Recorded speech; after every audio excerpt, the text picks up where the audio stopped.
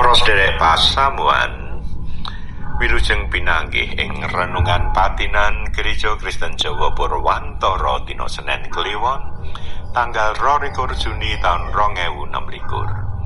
Kula Pendeta Yahya Tirta Prawita ngajak kita bebarengan maca saka kitab Wahyu 2 ayat 1 tekan 7 lan kawaca ayat 4 tekan 5 kanthi jejer aja ninggal katresnan sing kawitan. Kitab Wahyu 2 ayat 1 tekan 7 kawaca ayat 4 lan 5 basa Jawa taun 1994 Lembaga Alkitab Indonesia. Nanging ana sak perkara sing ora dak senengi, ya kuwi enggonmu wis ninggal katresnanmu sing kawitan. Mulane padha ngrumangsanana bangete mundurmu, padha mratobat ninggalo dosa-dosamu lan padha nglakonana apa sing kok tindakake sak kawit. Yen kowe ora mratobat, aku mesti bakal rawuh lan bakal mundhut pedamaran mau saka ing panggonane. Kejaba yen kowe padha mratobat saka dosa-dosamu. Para sedherek ingkang rahayu kang nampa sabda pangandika lan ngestokake ing uripe. Haleluya. Amin. Para sedherek ana lagu sing saire. Cinta pertama indah-indah sekali, semua diresapi.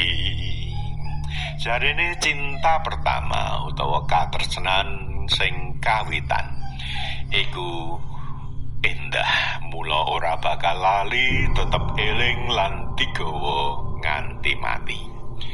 Nanging ing lagu iki katresnan sing kawitan iku uga nggawa patah hati amarga ora nyambung, mula dadine malah frustasi. Pasamuan ing Efesus dielingake ing kitab Wahyu iki amarga ninggal katresnan sing kawitan.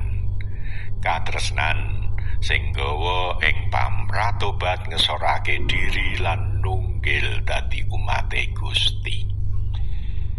Pasamuan iku nguripi katresnan marang Gusti kang diwujudake anggone padha mratobat ninggal dosa lan nglakoni apa kang dadi dawuh timbalane Gusti.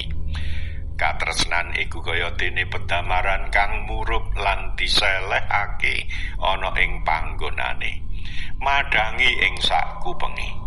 Ninggal katresnan sing kawitan ateges ngedoi lan nglalekake pamratobat. Wis rumangsa bisa urip tanpa ngsorake diri ing ngarsane Gusti. Iku tegese ninggal katresnan sing kawitan. Monggo Gusti Allah anggone tresnani marang kita iku terus tetep lan setya. Para sedherek, aja ninggal katresnan sing kawitan. Iku gambarane kaya kacang ninggal lanjaran utawa kacang sing lali marang kulite. Katresnane Gusti marang kita iku setya lan langgeng sak lawase. Ora bakal gawe patah hati umat sing urip ngabekti lan tresnani marang Gusti. Marah kosok balene. Umat sing kerep muja kekarepane dhewe, mburu pepengenane nglirwakake lan ninggal katresnane Gusti.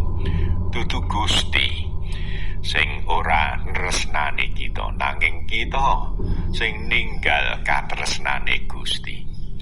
Menawa iku kelakon enggal mratobat sadurunge kebacut lan lawange pamratobat kekancing amarga wangkote ati kita.